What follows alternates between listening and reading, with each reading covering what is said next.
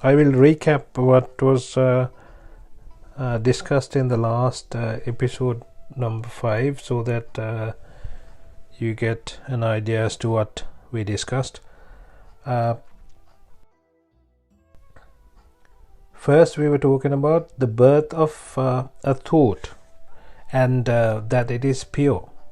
When a thought is born, it's pure, and we are polluting a pure thought. So that is the first thing we learned last week, and then the same thing was discussed, explained in Tripitaka as pabasvara bidam bhikkave chittang agantukehi upakilittena upakilittang. Prabhasvara is Prabhasvara is pure. So that is what that means. So when it is born, it's pure, but we do pollute it, or it gets defiled by raga, dvesha, moha. That is the first thing we learned, and it is about stopping it getting dirty. It's not about cleaning it. So that is the first thing you need to know. This is very, very important. This is very helpful for meditation as well, because you should be watching your mind, how it works, how it is running around.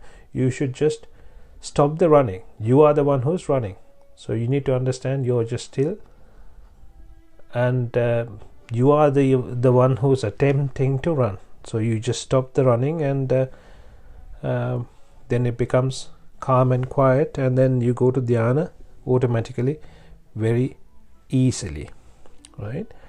And then we discussed about how asada is created. Rupam paticca sukhan somanasang ayang rupe asada. So you get attached, there is a vipaka, you get attached to the vipaka sukha, and then you create the asada. Then we talked about adinava. What is adinava? Rupam ayang rupang aniccham dukkham viparinama dhammam ayang rupe adinamo. So that is the adinava. Then we talked about the nissarana. Nissarana is chandaraga vinayo, chandaraga pahina. So that is getting rid of the chandaraga, or reducing the chandaraga is the nissarana. Then we talked about parihana dharma and aparihana dharma. Parihana dharma are when one takes the world as nicca sukha atta. When you come across something, you take it as nicca, which is the opposite of anicca, or it happens the way you like. If you take it that way, that is a parihana dharma that will take you to the lower side, which is the hells. And then sukha, you take it as very comfortable, very happy, very good kind of thing. And then atta is valuable and important.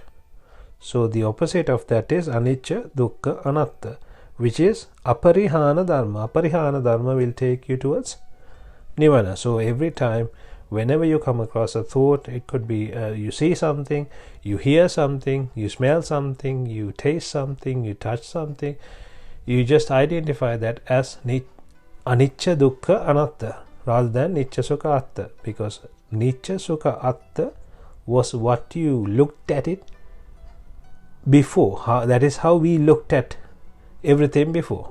We took everything as nicca, sukha and atta. So we came all the way in the journey of samsara, or journey of life, because of this nicca, sukha, atta concept that we were bearing. Now we understand it is anicca, dukkha, anatta. Now we have to start seeing it as anicca, dukkha, anatta. The more you see it, the more you get the feeling, and then it makes it easier for you to not attach to these things. And then we talked about attaching to vipaka and creating asada. There is a vipaka, which you can't change. You can't do anything about the vipaka even the Arihatu Nahanse has. So it is the same as